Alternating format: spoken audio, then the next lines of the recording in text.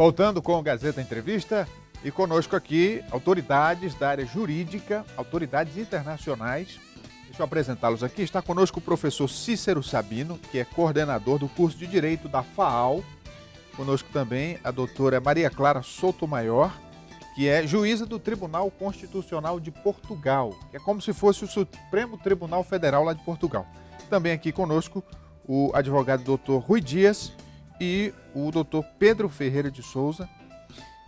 Enfim, estão aqui porque vieram participar de um evento na FAAL, um evento da área jurídica, do curso de Direito da FAAL, a segunda cimeira jurídica que aconteceu ontem. E, aproveitando a vinda deles aqui, a gente trouxe no programa para discutir um pouco, o tempo é curto, mas alguns assuntos, professor. Mas eu gostaria, antes de falar desse evento, da iniciativa da FAAL, de trazê-los para discutir temas da área jurídica, que é uma área que está tão em evidência nesse momento que o Brasil atravessa, né? Boa tarde, Boa é um tarde. prazer estarmos aqui juntos. A FAAL ela vem já desde 2016 buscando trazer para o nosso estado debates de relevo, justamente nesse contexto que estamos vivendo hoje. O direito acaba que fica em evidência, né? E nesse sentido a gente promoveu a segunda cimeira de Brasil-Portugal de Direito, justamente com o intuito de trazer uma troca de experiências entre juristas brasileiros e portugueses, né? Foi a nossa segunda edição, contando com 3 juristas de Portugal, 2 juristas do Brasil, justamente para que a gente consiga trazer para a comunidade acadêmica, para a comunidade jurídica em geral, o debate dessas temáticas. Então, aproveitando aqui que vocês, por virem de outro país, têm uma visão diferenciada do Brasil, de nós brasileiros que estamos aqui. O que nós percebemos? Que o Brasil tem leis mais do que suficientes, né? Tem bons profissionais da área jurídica, os advogados, o sistema judiciário brasileiro é muito bem desenhado, mas nós temos muitos problemas nessa área. Lá em Portugal é assim também? Como é que é na Europa? O que vocês pensam disso? Acontece um pouco por todo o mundo. Há sempre o problema de a lei que está nos livros não é exatamente a lei que se aplica na prática. Agora, os países procuram sempre criar mecanismos para que na prática todas as leis que sejam criadas sejam efetivamente aplicadas. Como é que isso se consegue? Com instituições muito fortes, com regras que lutem contra a corrupção, contra falhas do sistema e com uma boa educação de todos os intervenientes no processo de aplicação da lei. E, portanto, todas estas iniciativas que procurem melhorar o funcionamento do sistema de justiça, desde logo no momento da educação, do modo como os alunos tomam contacto com o direito, são sempre de louvar. Doutor Pedro, e a sua visão desse assunto nesse momento que o Brasil é notícia internacional todo dia, né? Nós em Portugal acompanhamos com muito interesse e preocupação o momento que o Brasil atravessa, e o direito neste momento eu acho que pode ser uma espécie de equilíbrio, trazer alguma serenidade a este momento, porque o pior que pode acontecer é o direito ir a reboque, ir atrás da realidade e tentar à pressa colmatar algumas falhas que infelizmente estão em evidência e são do conhecimento geral. E, portanto, eu acho que neste momento, do ponto de vista jurídico, digamos assim, eu acho que devemos deixar as instituições funcionar e com serenidade devemos aguardar para um momento ulterior a reflexão sobre tudo o que se passou e depois produzir ou não legislação que possa responder aos problemas do país. É assim no Brasil, é assim em Portugal, é assim em todo lado. A pressa e a tentativa muito imediata de dar resposta aos problemas não é a melhor das conselheiras. E podem ser produzidas leis que, apesar de dar resposta imediata aos problemas, podem não ser muito refletidas e muito bem trabalhadas. E, portanto, mas voltando ao início, é com alguma natural apreensão que nós em Portugal seguimos, porque é tema, é discutido, é publicitado, é noticiado todos os acontecimentos que ocorrem aqui no Brasil, portanto é com apreensão que seguimos. Doutora Maria Clara, a senhora é juíza do Tribunal Constitucional, que lá em Portugal seria o nosso Supremo Tribunal Federal. Aqui no Brasil, o Supremo Tribunal Federal tem uma grande demanda, né? Alguns assuntos de menor importância acabam chegando à Suprema Corte e isso acaba sendo contraproducente, quer dizer, questões mais importantes demoram mais, enfim. Como é que a senhora vê esse fenômeno? Lá em Portugal é assim também? O nosso sistema de fiscalização da constitucionalidade é muito semelhante ao sistema brasileiro. É um sistema misto de controle concentrado da constitucionalidade das leis, que é feito pelo Tribunal Constitucional, e de controle difuso, que é feito pelos tribunais comuns. No domínio da fiscalização concreta, que também é feita pelos tribunais comuns, chegam-nos muitos processos e alguns, ou a maior parte, não têm também grande interesse prático. Contudo, e nós não admitimos a maior parte dos recursos e, de facto, investe-se muito esforço humano na decisão de não admissibilidade dos recursos e a responder às reclamações dos recorrentes e sobra-nos menos tempo para as grandes questões da fiscalização abstrata. É verdade que temos excesso de competências também. Sim. E temos Agora, também professor, competências eleitorais, competências de fiscalização das contas dos partidos políticos. Portanto, tudo isto é uma grande dispersão de esforços. Professor, na sua área, né, a área da formação profissional, o que a gente percebe também é que, claro, as boas escolas, as escolas medianas, as escolas ruins, isso acontece e o resultado prático a gente vê no mercado. Mas, com relação à formação ética, como é que o senhor vê a importância dessa disciplina, desse comportamento por parte de advogados, de juízes, de promotores? Bom, no curso de Direito, né, até por uma imposição do próprio Ministério da Educação, essa é uma disciplina, uma das disciplinas que são integrantes da matriz curricular obrigatória de qualquer curso de Direito.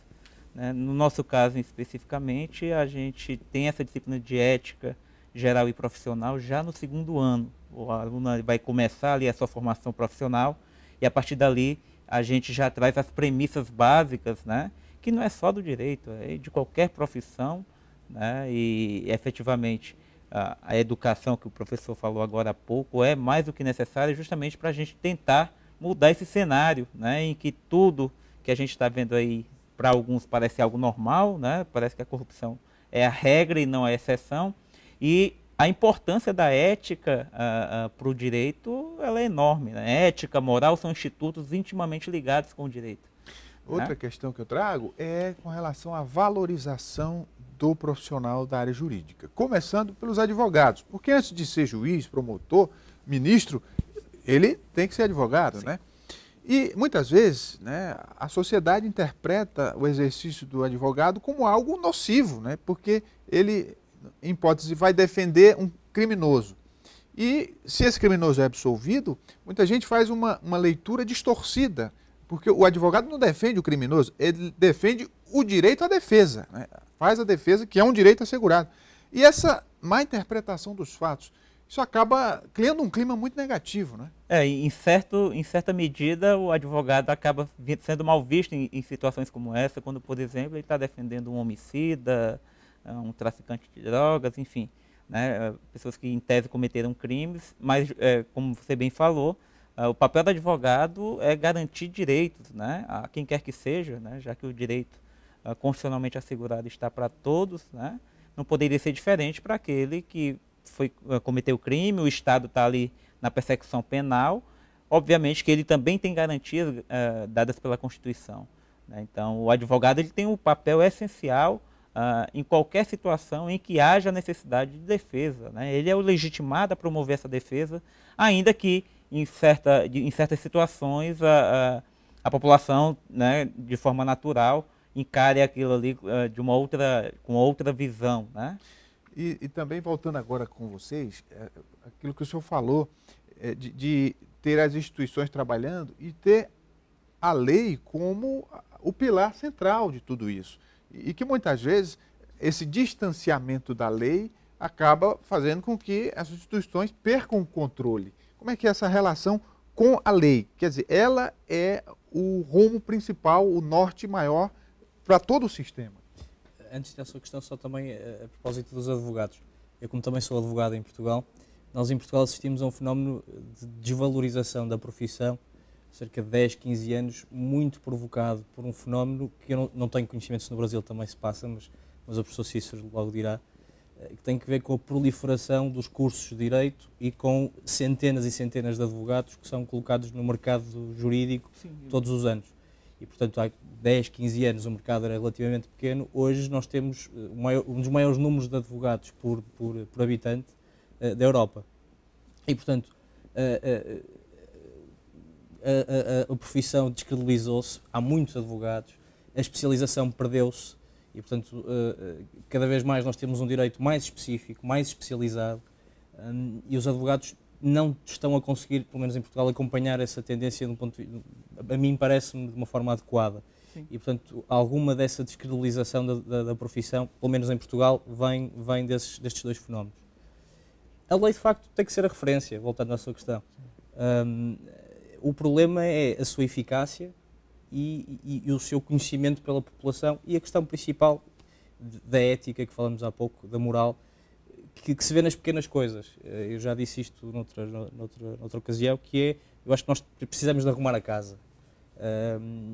E a educação aí desempenha um papel fundamental, isto é, as pequenas coisas do dia-a-dia, se nós não respeitamos as pequenas coisas, o lugar de estacionamento, a fila do supermercado, depois tudo isso não vai criar condições para que se possa respeitar a grande norma que é no fundo a lei. Portanto, eu diria que deveríamos começar a ser modestos, tentar ser modestos e começar pelas pequenas coisas, com a educação forte, sólida, e depois sim sermos ambiciosos e passar para um segundo patamar. Aqui no Brasil e em Portugal, nesse ponto de vista não há diferença substantiva. Doutor Rui, sua palavra para encerrar. Sim, de facto a justiça nunca é independente da maneira como os povos vivem e o seu nível de desenvolvimento, o seu nível de educação.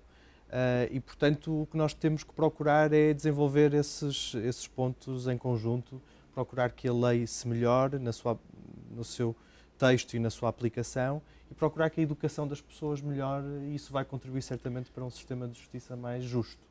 Doutora Maria Clara, gostaria que a senhora desse uma palavra aos brasileiros nesse momento, como alguém que já trilhou um longo caminho no âmbito jurídico.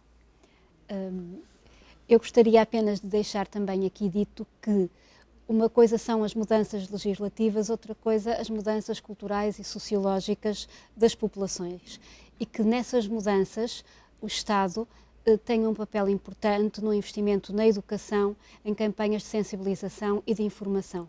Porque as mudanças ou a evolução das sociedades não se faz só com leis. É preciso que as leis sejam aplicadas e cumpridas.